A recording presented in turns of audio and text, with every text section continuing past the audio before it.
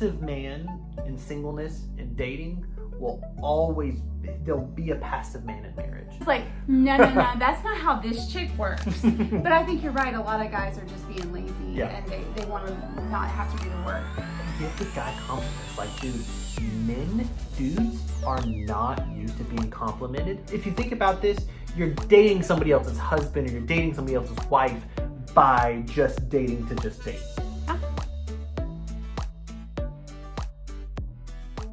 Hey, welcome to the Waves Ministry podcast. My name is Caroline Tomlin. And I'm Michael Tomlin. And we are so glad that you're here with us right now. We are on our third episode of this series called Relationships Redefined. And we're on our 7th season of the Waves Ministry podcast. And this season has been all about relationships so far. The first episode, we just kind of recap what is a relationship, what do you do with the different relationships in your life.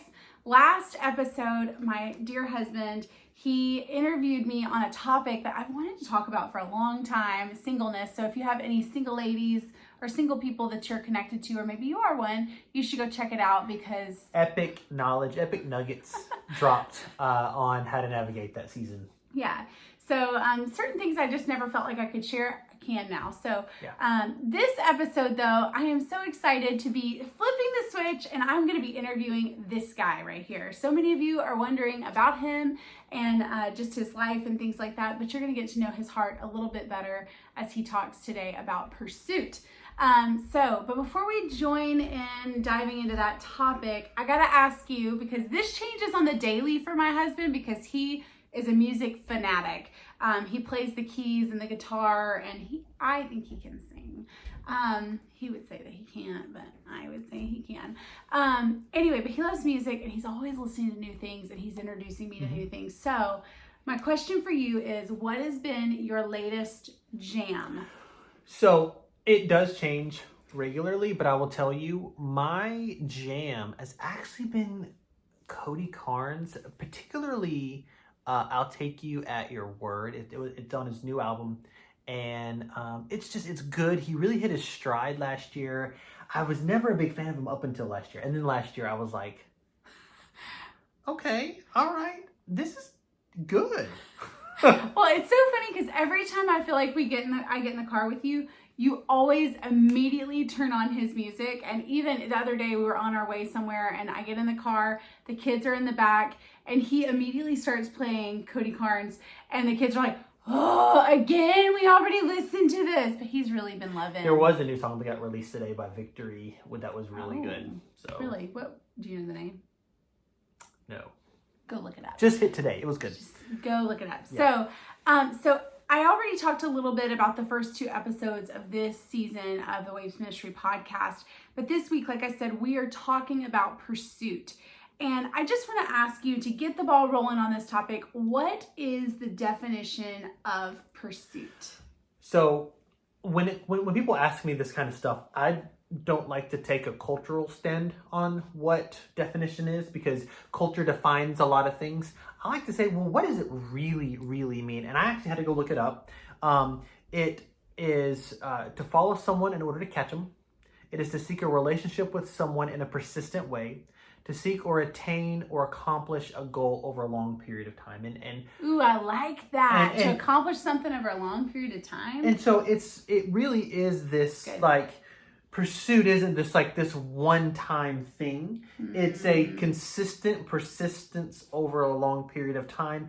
And we'll get more into this episode where it is not just while you're single and pursuing a relationship. It's not just once you get into a dating relationship that you stop pursuing, or when you get into a marriage covenant that you pursue consistently over a long period of time. That's so funny, because I would say, when people ask me, like, what is one of your favorite things about Michael, I would say he is consistent. Like, he has been completely consistent. And so maybe it has to do with your pursuit. Maybe. Okay, so now that we kind of know what pursuit actually means, we know that the world has a lot of different definitions for pursuit. So for you, what would you say is the world's standards on pursuit in a relationship, or pursuing in a relationship? So I truly believe that the world has kind of focus on the wrong things when it comes to what pursuing is, and it in turn it's caused us to have a hard time on how we communicate to one another. How do I express how I feel to this person? Like it's become this instead of this like, hey, I like you, I'd like to see you again, let's hang out more. It's kind of become this like Netflix and chill culture, this let's just hang out. It's kind of this for eternity. It's like non-committal, unknowing where this person stands, and it's this weird dynamic of pursuing that really is not, it doesn't to me show intention behind what you're doing. That makes sense. Well, and I can say I can attest to that. Like I've seen it in our culture where it's just like this whole like hangout thing, and where pursuit is done by, it doesn't really matter who it's done by, whether it's a guy or a girl. Like it's just anybody can pursue, whoever likes who first, you know, can pursue. So, you know, so the next question that leads me into this next question of who is called to pursue and why? So the Bible doesn't say.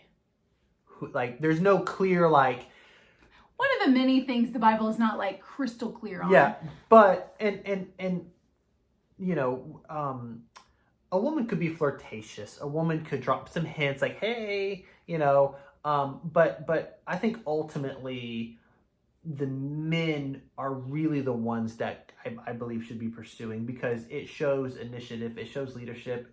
You know, the Bible does talk about men leading their wives. Well, it starts early. Yeah. It starts by showing those leadership qualities and pursuing.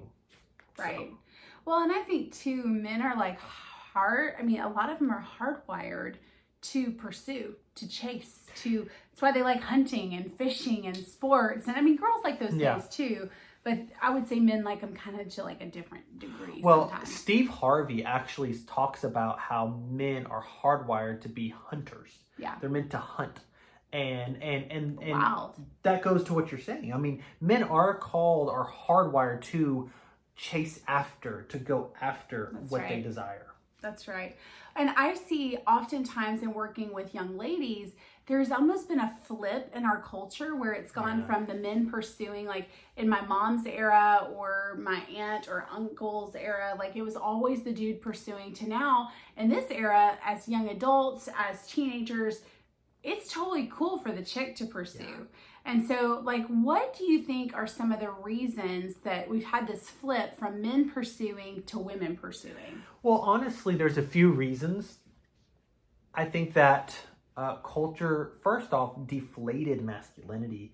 And really, men have become real hesitant to pursue because, well, what if she thinks I'm being a creep? Or what if she thinks, you know, like there is that hesitation that a lot of men face. And that it's that deflating masculinity. I mean, you hear about these news stories of women being like, don't hold the door open for me, I can open my own door. Like that kind of. It's nice when they open the door for us.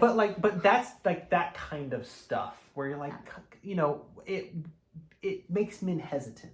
I think number two, just sheer laziness. I think men just are lazy and they're like, she'll come after me if she likes me, whatever. Like, it's whatever.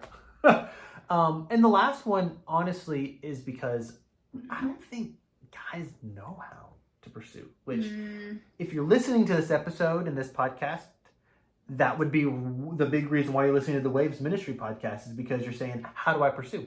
And you're listening to it right now. So it's if you don't know how, one thing I would recommend, and now this is to the men. So if ask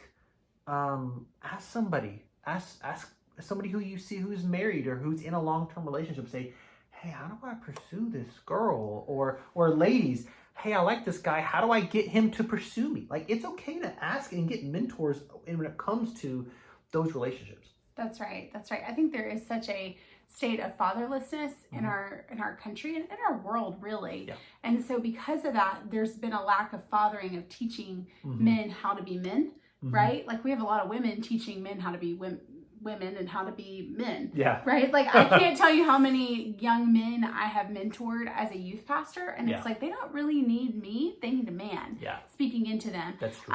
So I would 100% agree with you. And I think the laziness thing too, there was a guy that I talked to for a full month, talked to him. And finally I just cut it off with him because he hadn't asked me out. And he all of a sudden was like frantic, like, oh my gosh, where's she going? Where's she going? And he was like, why'd you cut it off with me? And I was like, you never asked me out. And he was like, well, I was waiting on you. And I was like, no, that's not how this chick works. But I think you're right. A lot of guys are just being lazy and they want to not have to do the work.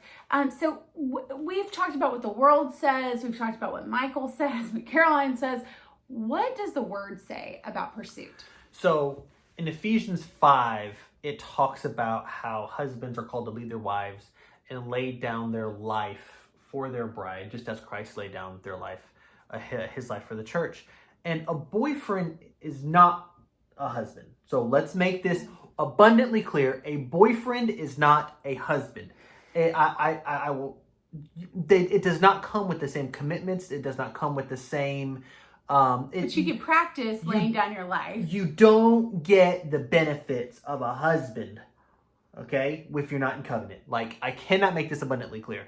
But I think that it's good to see qualities of leadership in a man during that dating phase by pursuing a woman. Because it does show evidence that, hey, this guy knows how to lead. He knows what he wants. He knows how to pursue it. He knows how to think about, how do I get to this, right? There's a way of leading, right? How do you lead a woman? And a lot of it is just by those simple things of pursuing her heart. That's right. A passive man in singleness and dating there'll be a passive man in marriage. So you have to think about, if this guy is just being lazy and just like, oh, whatever, come to me, when you're dating or when you're single and you're just hanging out, then I can't promise it'll change when you get married. In fact, it likely won't.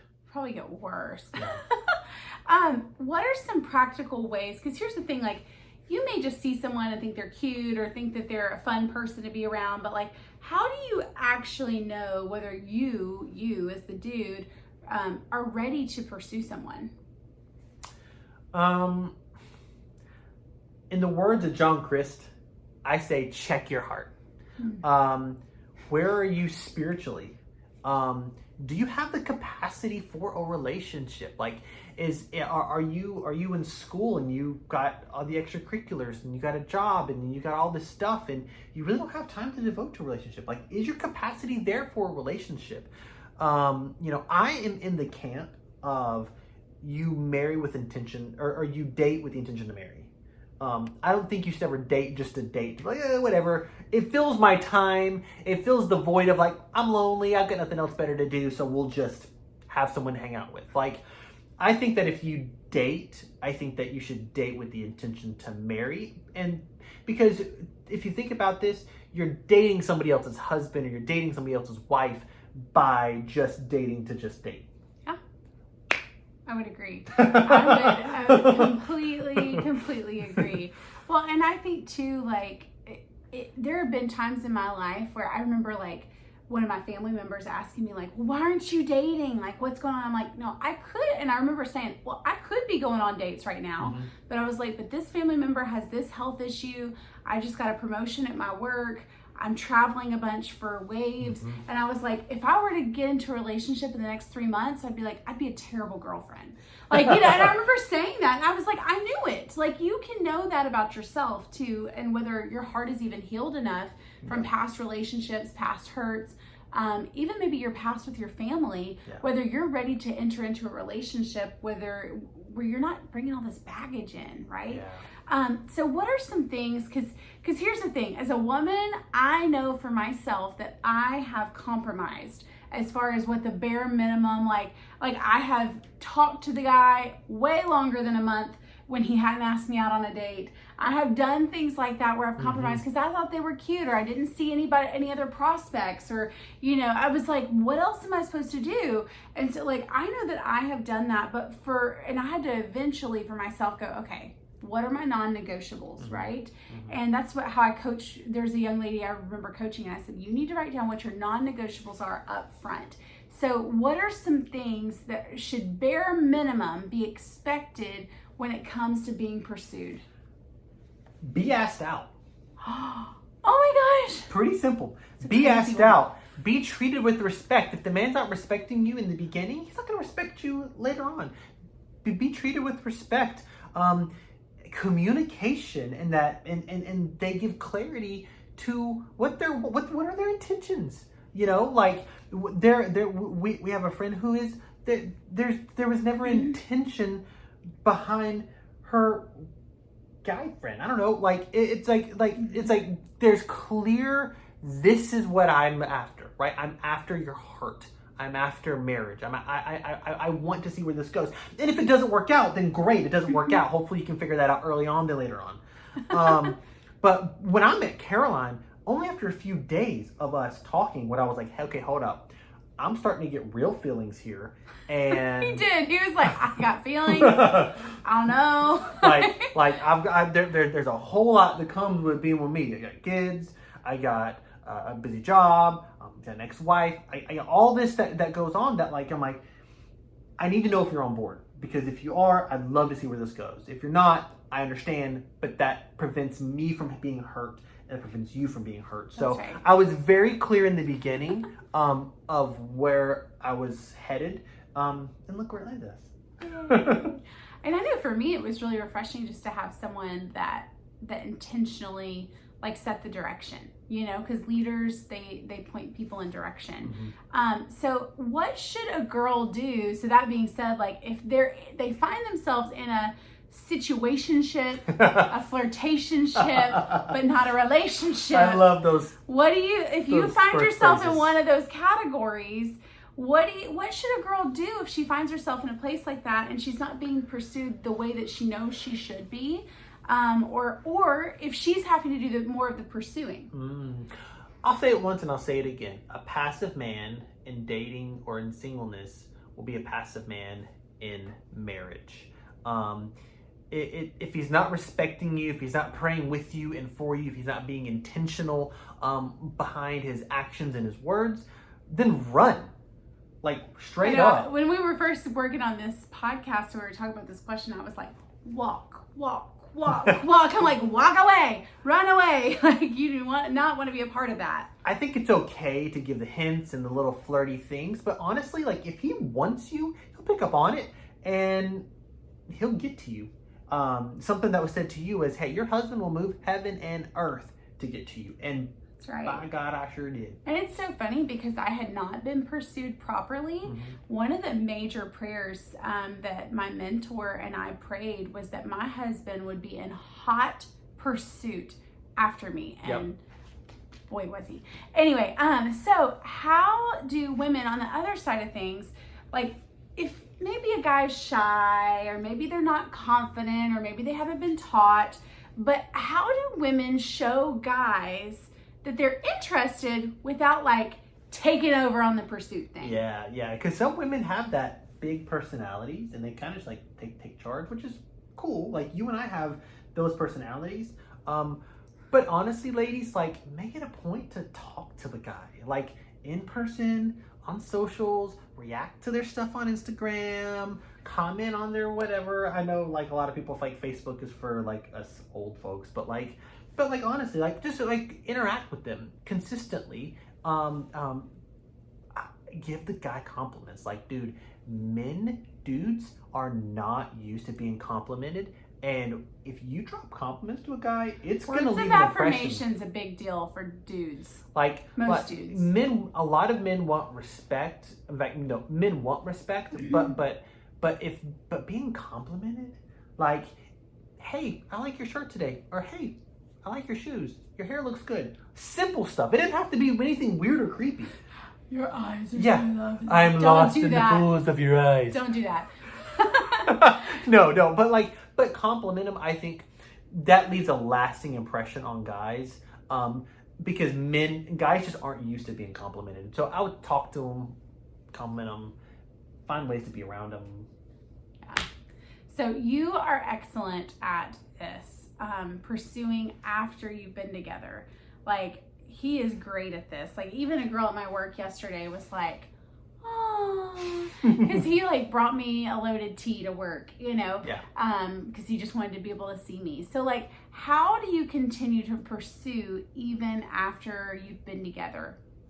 I think the same stuff you did in the beginning, right? Like, don't stop the flowers, don't stop the sweet text. I mean, both of us, hey, I really appreciate you. Hey, I love you so much. Like the sweet text, the dates, being intentional in all things in every season. And it goes both ways. Like, once you get into a relationship, the man wants to be desired and wanted. Men want to know that their women wants them just as much, and they want to be shown. Like a lot of women I have seen just take the back seat on that, but once they get into a relationship, and then expect the men to be all the one that gives. Like, guys want to know that they are wanted and desired, and they want to be pursued just as much. But once you get into that relationship, like, pursue that man. Like, show him how much you love him just as much as he shows that he loves you. And because we're all going to have off days. We all have off days. It's okay to be like, man, I am off on my game. Like, there was like a time where like I went a while without getting you flowers. And like, you never said anything. But I was like, man, I ain't got her flowers in a long time. I really need to get her flowers. And then sure enough, I show up with flowers, and you were like, I was just thinking about that. Like, I was gonna buy my own flowers. And it's you did say that. but it, like, we all have seasons where we're off. Don't let those seasons discourage you from showing adoration and love and pursuit to your person, whether it's your boyfriend, your girlfriend, your fiance, your spouse. Like, I think continuing to do that on both sides is so important, because once life gets going and kids start getting the mix, and it gets harder and harder and harder the older you get. Yep. So if you get the habits right in the beginning, I think it's a lot easier to continue doing as you get older. You know, we recognize that hopefully this episode has helped you know what to look out for, or maybe helped you know what to do. Mm-hmm. But we recognize that this is not the only resource out there. So just out of curiosity, Michael, what are some resources that have helped you? I'm just kind of curious. What are some other things? So I think 5 Love Languages was a great place to start for me. It's a basic, but it is like fire. It's great. It's easy because you learn like how you receive love and how you give love, right? That's right. Like, I'm a physical touch. I love quality time, like, are my top 2. Then coupled by words of affirmation, number 3. And then I've got gifts, and then acts of service, which I actually flip those. Gifts are last, acts of service is fourth. So for me, like, I know, and we have all of them. Like, there's some that are more prominent on how we show love and receive love. Mm-hmm. But certainly, like, if you know that your love language is, let's say, acts of service, and all you're doing is cleaning, or you're doing, and the person you're with is not, like, that's dead last, they may never realize that what you're doing is showing love. So recognizing that was huge. Well, and I heard Danny Silk from Bethel one time say, just like, if you are not learning their love language, mm-hmm. it's like being in another country and refusing to learn that language. Yeah. Like, you're trying to communicate with them, but you don't love them enough to learn the love language, mm-hmm. you know? And so that's a big deal. I think a few other things are like, I like a lot of Craig Rochelle and Mike Todd and what they teach on how to pursue mm-hmm. and dating and marriage. You know, you laugh because you're like, you remind me of Craig Rochelle on like so many things. But you kind of emulate who you listen to. So. Yeah, but truthfully, both of them have good teachings on pursuit, relationship dating, goals. It's a good series. All of it. And I would throw in there's The Porch out of Dallas, Texas, is a young adults ministry out of Dallas, and they have some phenomenal just podcast and series that they've done on relationships. And I will say Mike Todd's, Mike Todd? Yeah. Mike Todd's series, Relationship Goals, it totally revolutionized how I looked at and thought about marriage. I'll get into that more in a later episode of our podcast, but it really shifted some of my thinking on some things. But those are some good books. There's a book that I was encouraged, and it's a secular book, okay? But there's a book that I was encouraged to read whenever I was dating, and it actually really, really helped me. It's called The Submissive Wife. And I know you're going like, oh, no, it's The Submitted Wife. Excuse me, The Submitted Wife. And I was like, oh, and it's not, like I said, it's not a biblical book at all. But it follows biblical principles, and which is kind of funny. But I will say it really changed my mindset on some things, because it was like, oh, okay. Yeah. But that book really, really helped me. So anyway, well, we want to thank you for being a part of our podcast today, for listening. Our podcast wouldn't be a podcast if we didn't have you, obviously. So we're excited because we have several more episodes coming up talking about relationships, with dating, with marriage, with engagement, with lust, with distractions. Like, we've got all these things coming up. So we've got a few more episodes coming up for you, and we hope that that this just blesses you. Make sure that you follow Waves on socials, TikTok, on Instagram at Waves Ministry Inc. You can follow each one of us, Mr. Michael Tomlin and Mrs. Caroline Tomlin. That's right. So have a great day and start making waves. Bye.